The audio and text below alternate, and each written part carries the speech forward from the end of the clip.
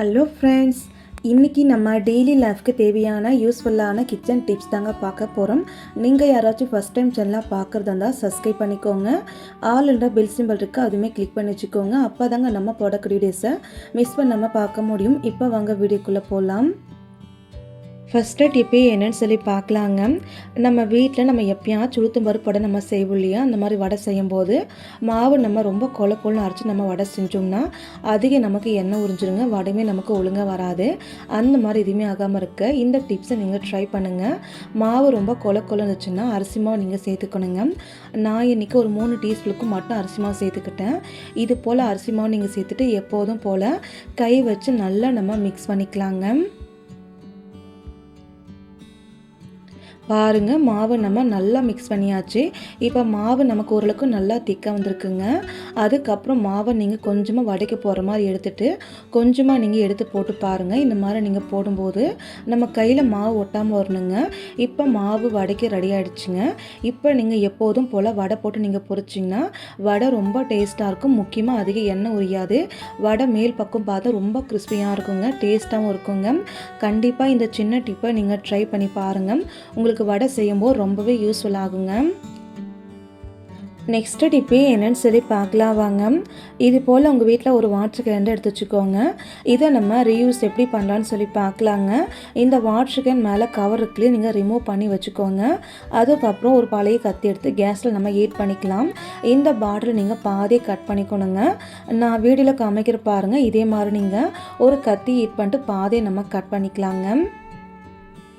இந்த மாதிரி நம்ம கட் பண்ணதுக்கப்புறம் இந்த பாட்டில் மேல் பகுதி இருக்கு இல்லையா, அதை நம்ம இன்னும் சின்னதாக கட் பண்ண போகிறோம். அதுக்காக மறுபடியும் கத்தியை லைட்டாக ஹீட் பண்ணிட்டு நான் வீடியோவில் காமிக்கிற பாருங்கள். இது போல் கொஞ்சமாக நீங்கள் பாட்டிலை கட் பண்ணி எடுத்து வச்சுங்க. இப்போ நமக்கு ரெடி ஆகிடுச்சுங்க. இது அப்படி இருக்கட்டும். அதுக்கப்புறம் இந்த பாட்டிலோட மேல் மூடி இருக்கு இல்லையா, அது மேலே பார்த்தீங்கன்னா கொஞ்சம் அன்ஈவனாகிறதுனால கத்திக்கோள் வச்சு நான் ஈவனாக கட் பண்ணி எடுத்துக்கிட்டுங்க. இந்த கேப்பை நீங்கள் ஓப்பன் பண்ணிட்டு இந்த மூடியை நீங்கள் இந்த மாதிரி நீங்கள் வாட்டர் கேன் மேலே நீங்கள் வச்சு விட்டுருங்க. இது எதுக்காகன்னு சொல்லி பார்க்கலாம். நம்ம வீட்டு சிங்கில் நம்ம பாத்திரம் ஃபுல்லாக க்ளீன் பண்ணிட்டு நார் எல்லாமே சோப்பு டப்பா மேலே நம்ம அப்படியே வச்சிருவோம் இல்லையா, அந்த மாதிரி வைக்கும்போது அந்த தண்ணிலாம் பட்டு சோப்பு கரைஞ்சி போகிறதுக்கும் நிறைய வாய்ப்பு இருக்குங்க. அந்த மாதிரி எதுவுமே ஆகாமல் இருக்க இந்த டிப்பை நீங்கள் ட்ரை பண்ணுங்கள். எப்போதும் போல் பாத்திரம் நீங்கள் க்ளீன் பண்ணிட்டு நாரை எப்போதும் போல் தண்ணியில் நல்லா அழைச்சிக்கோங்க. அழைச்சிட்டு நல்லா புழிஞ்சிட்டு இந்த மாதிரி நீங்கள் பாட்டில் மேலே நீங்கள் வச்சு விட்டுருங்க. இந்த மாதிரி வைக்கும்போது என்ன ஆகுன்னா அந்த நாருக்குள்ளே இருக்க தண்ணி எல்லாமே நமக்கு கீழே இறங்கிடுங்க. அதுக்கப்புறம் நார் நல்லா க்ளீனாக இருக்கும். நமக்கு பேட் ஸ்மெல் எதுவுமே வரவும் செய்யாதுங்க. எப்போ நீங்கள் யூஸ் பண்ணுறதா இருந்தாலும் இந்த மாதிரி நீங்கள் பண்ணிக்கலாங்க. தண்ணி ஃபுல்லாக இறங்கிடுச்சுங்க. தண்ணி ஃபுல்லாக இறங்கினதுக்கப்புறம் கீழே கொட்டிட்டு இது போல் மறுபடியும் நீங்கள் வச்சுக்கலாங்க. கண்டிப்பாக இந்த டிப்பை நீங்கள் ட்ரை பண்ணுங்கள். நெக்ஸ்ட்டு டிப்பே என்னன்னு சொல்லி பார்க்கலாம் வாங்க. நம்ம முன்னாடியே கட் பண்ணக்கூடிய பாட்டிலோட மேல் பகுதி அதை நீங்கள் எடுத்து வச்சுக்கோங்க. இதை நம்ம எப்படி யூஸ் பண்ணலான்னு சொல்லி பார்க்கலாம். இதை நீங்கள் சைடில் வச்சுக்கோங்க. அதுக்கப்புறம் நீங்கள் பார்த்தீங்கன்னா நார்மல் ஸ்க்ரப் இது போல் நீங்கள் எடுத்து வச்சுக்கோங்க. இந்த மாதிரி நீங்கள் கீழே வச்சுட்டு இந்த பாட்டில் இருக்கு இல்லையா, இந்த பாட்டில் இது போல் நீங்கள் நேராக வச்சுட்டு எப்போதும் போல் நல்ல க்ளூ கன்னை எடுத்துக்கோங்க. க்ளூ கம் எடுத்துகிட்டு இந்த மாதிரி நீங்கள் ஒட்டி வச்சுக்கணுங்க. நான் இன்றைக்கி பார்த்தீங்கன்னா க்ளூ ஸ்டிக் எடுத்துருக்கேன். க்ளூ ஸ்டிக் எடுத்துகிட்டு இந்த பாட்டில் மேலே ரவுண்ட் எல்லா பக்கமும் க்ளூ ஸ்டிக் அப்ளை பண்ணிவிட்டு இந்த ஸ்க்ரப்பு மேலே இது போல் கரெக்டாக சென்டரில் வச்சுக்கோங்க.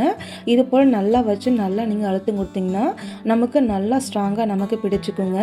நீங்கள் நல்லா க்ளூ கம்மை நல்லா நீங்கள் ஒட்டி வச்சுக்கோங்க. இந்த மாதிரி நீங்கள் ஒட்டி வச்சதுக்கப்புறம் எப்போதும் போல் இந்த பாட்டில் மூடி நல்லா நீங்கள் டைட்டாக போட்டு வச்சுக்கோங்க. இது எதுக்காகன்னு சொல்லி பார்க்கலாம் வாங்க. நம்ம வீட்டில் நம்ம பாத்திரம் க்ளீன் பண்ணுறதுக்கு யூஸ் பண்ணிக்கலாங்க. அப்படி இல்லைன்னா நம்ம வீட்டில் சிங்க்கெலாம் க்ளீன் பண்ண நம்ம கை வச்சு க்ளீன் பண்ணுவோம் இல்லையா, அது மட்டும் நிறைய பேர் சிங்க்கு க்ளீன் பண்ணுறதுக்கு நிறைய ப்ரஷ்லாம் வாங்கி யூஸ் பண்ணுவீங்க. அந்த மாதிரி வாங்கி யூஸ் பண்ணாமல் இது போல் யூஸ் பண்ணிக்கலாம். நான் எப்போதும் போல் கொஞ்சமாக சோப்பு லிக்விட் ஊற்றிக்கிட்டேன். இப்போ நம்ம ரெடி பண்ண பாட்டில் ஸ்க்ரப் எடுத்துருக்குங்க. இப்போ நம்ம இது போல் நல்லா நம்ம தேய்ச்சிக்கலாங்க. நான் வீடியோவில் காமிக்கிற பாருங்கள். நமக்கு தேய்க்கிறதுக்கு எந்த அளவுக்கு சூப்பராக இருக்குன்னுட்டு ரொம்ப ஈஸியாக நீங்கள் சிங்க் ஃபுல்லாகவே இந்த மாதிரி நீங்கள் க்ளீன் பண்ணிக்கலாங்க. நமக்கு வேகமாக வேலையும் முடிஞ்சும் சூப்பராக நமக்கு சிங்க்குமே க்ளீன் ஆகிடுங்க. இப்போ நம்ம சிங்க்கு ஃபுல்லாகவும் எல்லா பக்கமும் க்ளீன் பண்ணியாச்சுங்க. அதுக்கப்புறம் இதை நீங்கள் சைடில் வச்சுட்டு எப்போதும் போல் தண்ணி ஊற்றி நல்லா நம்ம வாஷ் பண்ணி வச்சுருக்கோம். இப்போ நீங்களே பாருங்கள், சிங்க்கு நல்லா க்ளீனாக இருக்குது.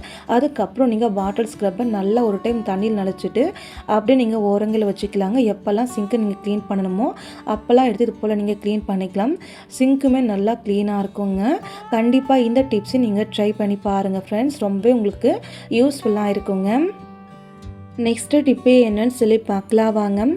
நம்ம வீட்டில் நம்ம கருவேப்பிலை வாங்கிட்டு நம்ம ஸ்டோர் பண்ணோம்னா 2-3 நாட்களே நீங்கள் பார்த்தீங்கன்னா கருவேப்பிலை ஒரு மாதிரி கலர் வாடி போயிடுங்க. அது மட்டும் இல்லாமல் அந்த கருவேப்பிலை எல்லாமே சுருங்கி போய் காஞ்சி போயிடுங்க. அந்த மாதிரி எதுவுமே ஆகாமல் இருக்க ரொம்ப நாளைக்கு ஃப்ரெஷ்ஷாக இருக்க இந்த டிப்பை நீங்கள் ட்ரை பண்ணுங்கள்.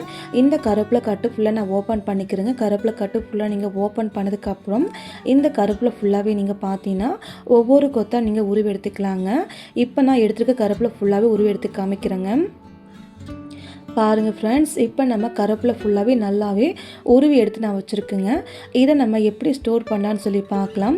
ஒரு ஸ்டீல் பாக்ஸ் எடுத்துக்கலாங்க. ஸ்டீல் பாக்ஸ் எடுத்துகிட்டு அடியில் ஒரு டிஷ்யூ பேப்பர் இல்லைனா நார்மல் பேப்பரை நீங்கள் போட்டுக்கோங்க. நான் இன்றைக்கி நோட் புக் பேப்பர்லாம் இருக்கு இல்லையா, அதை நான் போட்டுக்கிறேங்க. இந்த மாதிரி நீங்கள் பாக்ஸு சைஸுக்கு ஏற்ற மாதிரி கட் பண்ணிவிட்டு அடியில் நீங்கள் பேப்பர் போட்டுக்கோங்க. அதுக்கப்புறம் நீங்கள் க்ளீன் பண்ணி வச்ச கருவேப்பிலை ஃபுல்லாக நம்ம சேர்த்துக்கலாங்க. நம்ம கருவேப்பிலை சேர்க்கும் போது காஞ்சி போன கருவேப்பிலை ஒரு மாதிரி கலர்மான கருவேப்பிலை அது நீங்கள் தூக்கி போட்டுருங்க. நல்ல கருவேப்பிலை மட்டும் நீங்கள் உருவி எடுத்துக்கோங்க.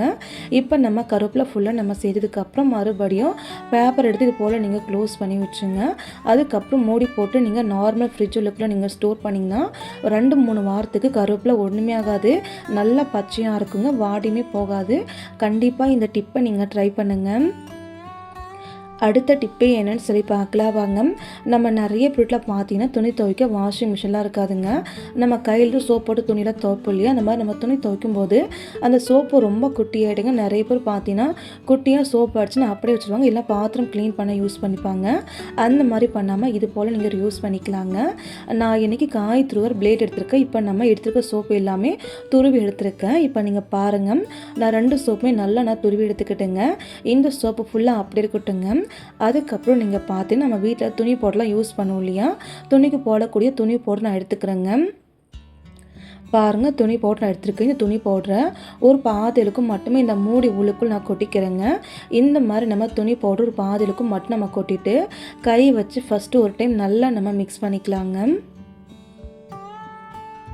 இந்த மாதிரி நம்ம கை வச்சு நல்லா நம்ம மிக்ஸ் பண்ணதுக்கப்புறம் நீங்கள் பார்த்தீங்கன்னா இது கூட நம்ம இன்னும் 2 பொருள் நம்ம சேர்க்கணுங்க. அது என்ன, நம்ம சமையலுக்கு சேர்க்கக்கூடிய சோடாங்க.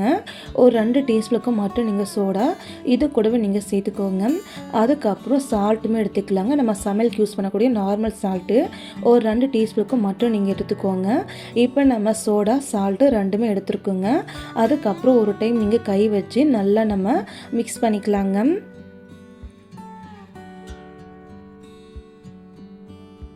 பாருங்கள், கை வச்சு நம்ம நல்லா மிக்ஸ் பண்ணியாச்சுங்க. இப்போ அந்த துணி பவுடர் நமக்கு எக்ஸ்ட்ரா கிடச்சிருக்குங்க. அது மட்டும் இல்லாமல் இந்த மாதிரி நீங்கள் ரெடி பண்ணி பாட்டிலுக்குள்ளே நீங்கள் போட்டு ஸ்டோர் பண்ணிங்கன்னா நமக்கு எப்போல்லாம் துணி துவைப்போமோ அப்போல்லாம் நீங்கள் இது கொஞ்சமாக போட்டு ஊற வச்சிங்கன்னா நமக்கு அதிக நுரையும் கிடைக்கும். அதே சமயம் அழுக்கு எல்லாமே ரொம்ப சீக்கிரமாக நமக்குமே போயிடுங்க. கண்டிப்பாக இந்த டிப்பை நீங்கள் ட்ரை பண்ணுங்கள். இந்த டிப்ஸ் உங்களுக்கு ரொம்பவே யூஸ்ஃபுல்லாக இருக்குங்க. நெக்ஸ்ட்டு டிப்பு என்னன்னு சொல்லி பார்க்கலாம் வாங்க. ஒரு பாக்ஸ் எடுத்துக்கலாங்க. இது போல் ஒரு அகலமான பாக்ஸ் எடுத்துருக்கேன். இதுக்குள்ளே பார்த்தீங்கன்னா கொஞ்சம் போல் மட்டும் நம்ம கோல்கேட் பேஸ்ட் நான் சேர்த்துக்கிறேங்க. இந்த மாதிரி நம்ம கோல்கேட் பேஸ்ட் சேர்த்துட்டு கொஞ்சம் போல் மட்டும் நீங்கள் தண்ணி சேர்த்துக்கோங்க. தண்ணி சேர்த்துட்டு ஒரு டைம் நீங்கள் கை வச்சு நல்லா மிக்ஸ் பண்ணிக்கணுங்க. நீங்கள் நல்லா மிக்ஸ் பண்ணும்போது பார்த்தீங்கன்னா அந்த கோல்கேட் ஃபுல்லாக நல்லா கரைஞ்சிட்டு இது போல் நல்லாவே நமக்கு நுர வந்துடுங்க. அதுக்கப்புறம் இந்த பாத்திரம் முள்ளுக்குள்ளே மொத்தமாக நீங்கள் ஒரு 1.5 கிளாஸ் அளவுக்கு தண்ணி நீங்கள் சேர்த்துக்கோங்க.